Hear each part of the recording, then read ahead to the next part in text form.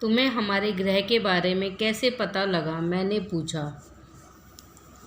हमने अनेक ग्रहों की यात्राएं की है, लेकिन अब तो बस पृथ्वी का ही सहारा है।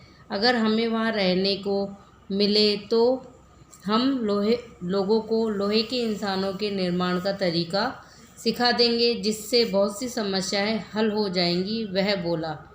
लानजुंग अपने दोस्त से बोल रहा है कि हमें भी कहाँ उन्होंने पृथ्वी का पता कैसे लगाया कि उन्होंने अनेक ग्रहों की यात्राएं की और उन ग्रहों पर जीवन संभव नहीं था।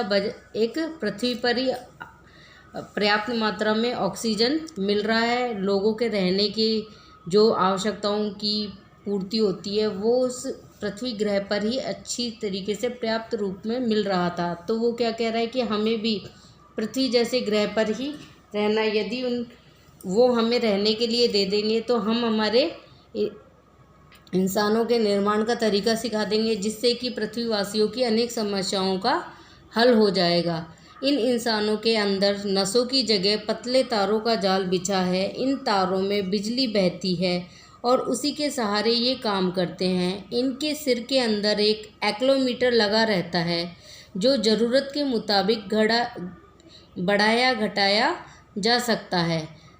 वैसे यह ज़रूरी होता है कि लोहे के सभी इंसानों को हर हफ्ते डिस्पेंसरी में दिखा लिया जाए। वहाँ उनके जोड़ों तथा पुर्जों का तेल दिया जाता है और एक्लोमीटर की जांच कर ली जाती है। मैं अभी यही सोच रहा था कि जब हमारी पृथ्वी पर ऐसे दिन आएंगे तो क्या होगा। तभी उस ग्रह के प्रधानमंत्री का बुलावा आ गया। मैं परेशान था कि भला मैं उनसे किसी तरह की कोई बातचीत कैसे कर सकूंगा। आखिर पृथ्वी की समस्याओं में कमी तो हुई नहीं है। इस ग्रह के लोग भी वहां पहुंच गए तो क्या होगा। मैं कार में बैठ रहा था, लेकिन मन बहुत परेशान था कि भला क्या बातचीत करूँगा। तभी हमारी कार को झटका सा लगा और नींद खुल गई, और फिर न जाने क्यों बहुत देर तक नींद नहीं आई। शायद इसलिए कि अब से 1000 साल बाद पृथ्वी का अगर यही हाल हुआ जो मैंने सपने में देखा था, तो यह कितनी अजीब और परेशान करने वाली बात होगी।